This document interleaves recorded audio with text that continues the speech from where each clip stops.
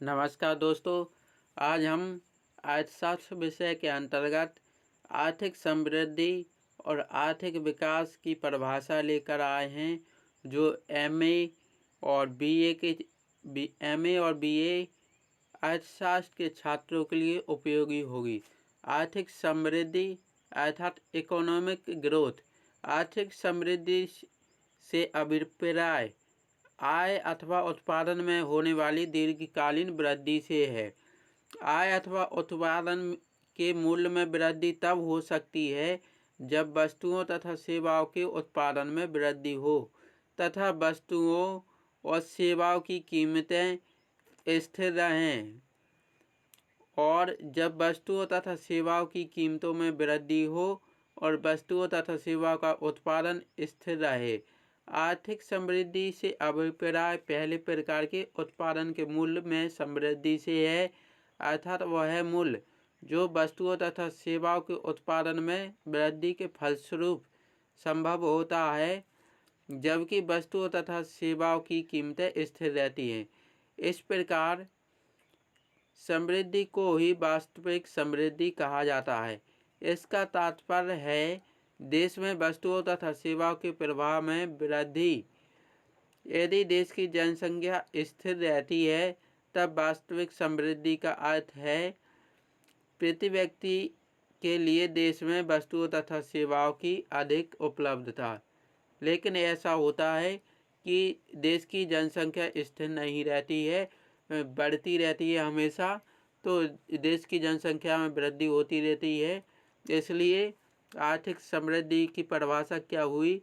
आर्थिक समृद्धि से अभिप्राय आय अथवा उत्पादन में होने वाली दीर्घकालीन वृद्धि से है। तो आर्थिक समृद्धि किसे कहते हैं? आय अथवा उत्पादन में होने वाली दीर्घकालीन वृद्धि को क्या कहते हैं? आर्थिक समृद्धि कहते हैं। अब हम कुछ परिभाषा देख लेते हैं। डेफिनेशन प्रोफेसर मायर परिभाषा देते हुए लिखते हैं, आर्थिक समृद्धि वह प्रक्रिया है जिसके द्वारा किसी देश की प्रति व्यक्ति वास्तविक आय में दीर्घकालीन वृद्धि होती है। प्रोफेसर मायर क्या परिभाषा देते हैं? अंग्रेजी में इनका नाम मेयर भी हो जाता है, तो प्रोफेसर मायर की परिभाषा देते हुए लिखते हैं, आर्थिक समृद्धि वह प्रक्रिया है जिसके द्वारा किसी देश की प्रति व्यक्ति वास्तविक आय में दीर्घकालीन वृद्धि होती है। इस परिभाषा के बाद प्रोफेसर साल्वाटोर परिभाषा देते हुए लिखते हैं, आर्थिक समृद्धि वह प्रक्रिया है जिसके द्वारा किसी देश की प्रति व्यक्ति उत्पादकता निरंतर बढ़ने के फलस्वरूप दीर्घकाल तक के लिए उस देश की प्रति व्यक्ति वास्तविक कुल राष्ट्रीय उत्पाद में वृद्धि होती है, अथवा प्रति व्यक्ति उत्पादकता में निरंतर वृद्धि होने से आय में दीर्घकालीन वृद्धि होती है।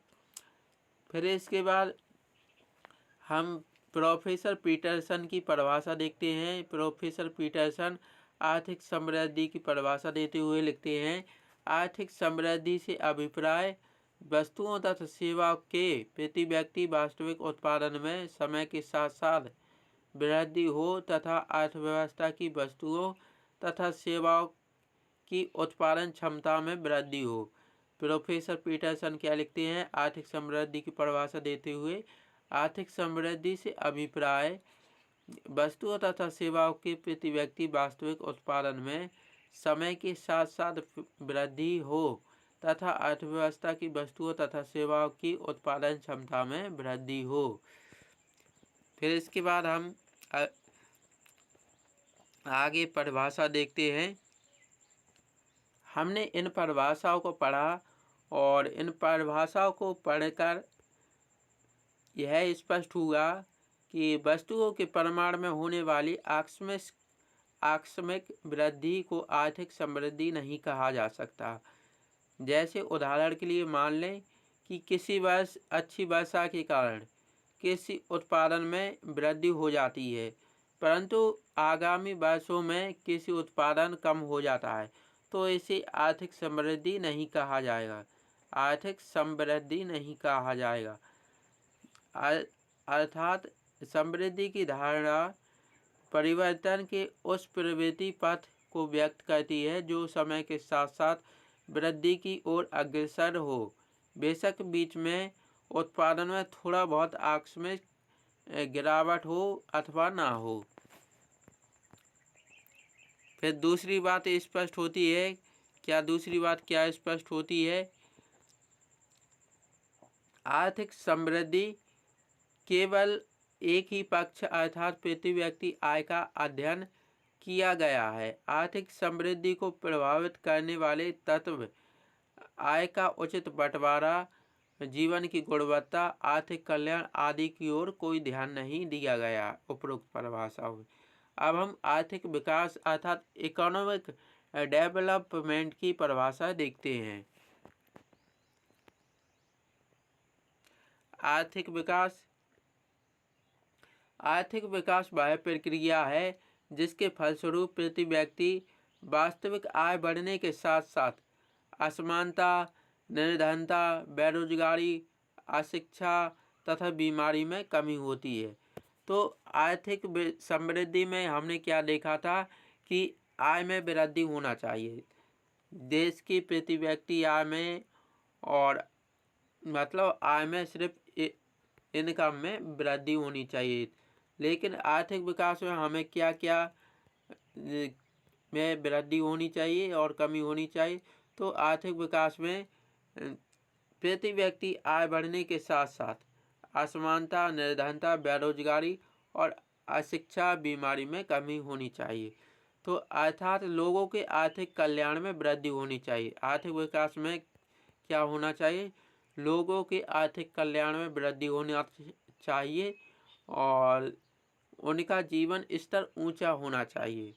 अतएव आर्थिक विकास से अभिप्राय आर्थिक समृद्धि तथा आर्थिक कल्याण, मतलब आर्थिक विकास में आर्थिक समृद्धि भी शामिल हो जाती है और आर्थिक कल्याण। तो आर्थिक विकास की परिभाषाओं को चार मतलब दो रूपों में बांटा गया है, फिर उनके रूप भी दो, एक एक रूप उनका है। तो आर्थिक विकास की परिभाषा परंपरागत दृष्टिकोण से परिभाषा है और आधुनिक दृष्टिकोण से आर्थिक विकास की परिभाषा है। तो परंपरागत दृष्टिकोण से वास्तविक राष्ट्रीय आय और वास्तविक प्रति व्यक्ति आय में वृद्धि और आर्थिक कल्याण में वृद्धि, इनके आधार पर आर्थिक विकास की परिभाषा दी गई है। तो देखते हैं आर्थिक विकास की परिभाषा है। आर्थिक विकास की परिभाषा है मायर तथा बाल्डविन के अनुसार आर्थिक विकास एक प्रक्रिया है जिसके द्वारा एक अर्थव्यवस्था की वास्तविक राष्ट्रीय आय में दीर्घकाल में वृद्धि होती है। मायर और बाल्डविन आर्थिक विकास की परिभाषा देते हुए लिखते हैं, आर्थिक विकास एक प्रक्रिया है जिसके द्वारा एक अर्थव्यवस्था की वास्तविक राष्ट्रीय आय में दीर्घकाल में वृद्धि होती है। फिर इसके बाद पॉल एल्बर्ट परिभाषा देते हुए लिखते हैं, आर्थिक विकास किसी देश के द्वारा वास्तविक राष्ट्रीय आय में वृद्धि करने के लिए सभी उत्पादक साधनों का विदोहन है। फिर इसके बाद प्रमित चौधरी आर्थिक विकास की परिभाषा देते हुए लिखते हैं, आर्थिक विकास से अभिप्राय दीर्घकाल तथा वस्तुओं तथा सेवा में होने वाली वास्तविक वृद्धि से है जिसे मूल्य वृद्धि के रूप में मापा जा सकता है।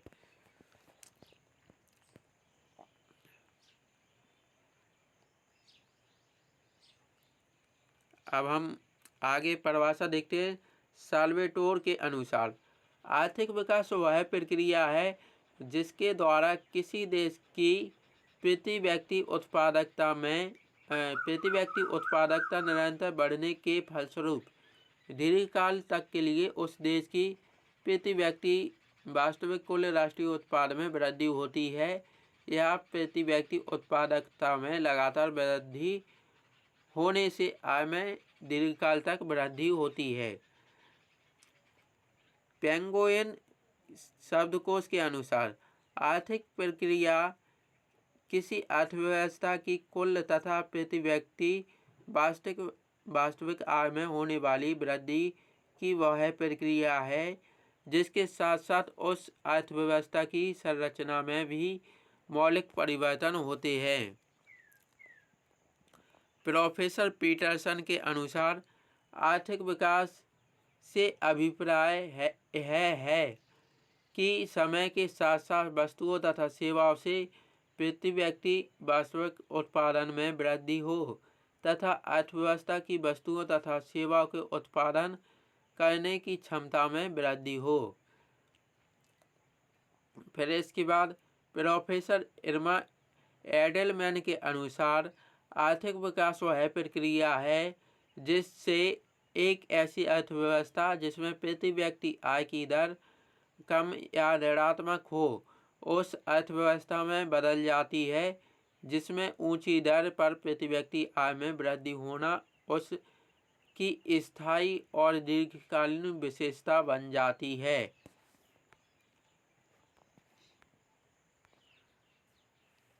पॉल बरान के अनुसार आर्थिक वृद्धि को दीर्घकालीन प्रति व्यक्ति भौतिक वस्तुओं के उत्पादन की वृद्धि कहकर परिभाषित किया जा सकता है।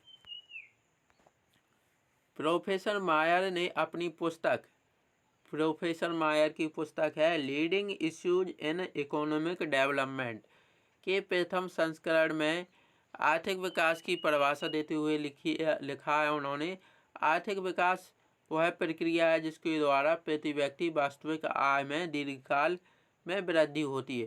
फिर इसके बाद इस पुस्तक के 7वें संस्करण में इस परिभाषा को संशोधित किया और परिभाषा दी, आर्थिक विकास वह प्रक्रिया है जिसके द्वारा प्रति व्यक्ति वास्तविक आय में दीर्घकाल में वृद्धि होती है, परंतु इस शर्त के साथ कि एक निरपेक्ष निर्धनता रेखा से नीचे लोगों की संख्या में वृद्धि न हो तथा आय का वितरण अधिक असमान ना हो जाए।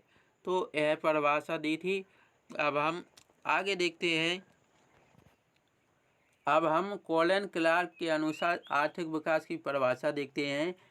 आर्थिक विकास से अभिप्राय आर्थिक कल्याण में होने वाली वृद्धि से है। फिर इसके बाद प्रोफेसर किंडल बर्गर तथा हेरिक के अनुसार परिभाषा देखते हैं। आर्थिक विकास से अभिप्राय आर्थिक कल्याण में किए जाने वाले सुधारों से है। ये सुधार विशेष रूप से उन लोगों के लिए किए जाते हैं जिनकी आय न्यूनतम होती है। इनके द्वारा निर्धनता, अशिक्षा, बीमारी तथा जल्दी मृत्यु की बुराइयों को दूर किया जाता है। फिर इसके बाद ओकोन तथा रिचर्डसन के अनुसार आर्थिक विकास से अभिप्राय भौतिक कल्याण में होने वाली स्थायी दीर्घकालीन सुधार से है जो वस्तुओं तथा सेवाओं के बढ़ते हुए प्रवाह के रूप में प्रकट होते हैं। प्रोफेसर गॉलेट के अनुसार आर्थिक विकास के विस्तृत अर्थ है जीवन निर्वाह, स्वाभिमान एवं स्वतंत्रता। तो अब हम और भी परिभाषा देखते हैं, अगर एक दो परिभाषा बची हो तो उनको भी देख लेते हैं। प्रोफेसर ईपी थ्रेलवाल के अनुसार आर्थिक विकास वह स्थिति है जिसमें आधारभूत आवश्यकताओं की संतुष्टि में सुधार होता है, जब देश की आर्थिक प्रगति उनके निवासियों के स्वाभिमान की भावना को बढ़ाने में काफ़ी योगदान देती है, जब भौतिक विकास के कारण लोगों के लिए चुनाव क्षेत्र में विस्तार हो जाता है।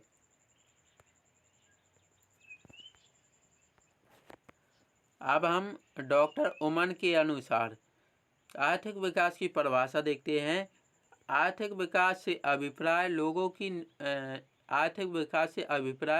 लोगों को निर्धनता, बेकारी, खराब स्वास्थ्य आदि अमानवीय तत्वों से ऊपर उठाकर अधिक मानवीय बनाना है। हम आर्थिक विकास की परिभाषा मानवीकरण के रूप में दे सकते हैं। तो दोस्तों, इस वीडियो में हमने आर्थिक समृद्धि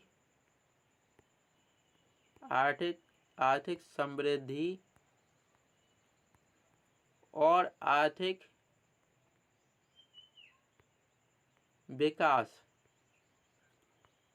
के बारे में कुछ परिभाषा देखी और हमने समझा कि आर्थिक वृद्धि अर्थात आर्थिक समृद्धि, और इसी को अंग्रेजी में बोला जाता है इकोनॉमिक ग्रोथ किसे कहा जाता है, और आर्थिक विकास अर्थात इकोनॉमिक डेवलपमेंट किसे कहा जाता है। तो इनके बारे में समझा और आशा करते हैं दोस्तों आपको यह वीडियो हेल्पफुल होगा।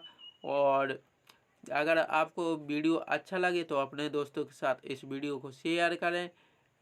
और अगर इसी तरह की वीडियो पाना चाहते हैं अर्थशास्त्र से संबंधित तो हमारे इस YouTube चैनल को सब्सक्राइब कर लें और बेल आइकन को भी दबा दें, जिससे हम इसी तरह का YouTube पर वीडियो अपलोड करें तो उसकी सूचना आपको सबसे पहले मिल सके। वीडियो देखने के लिए बहुत बहुत धन्यवाद।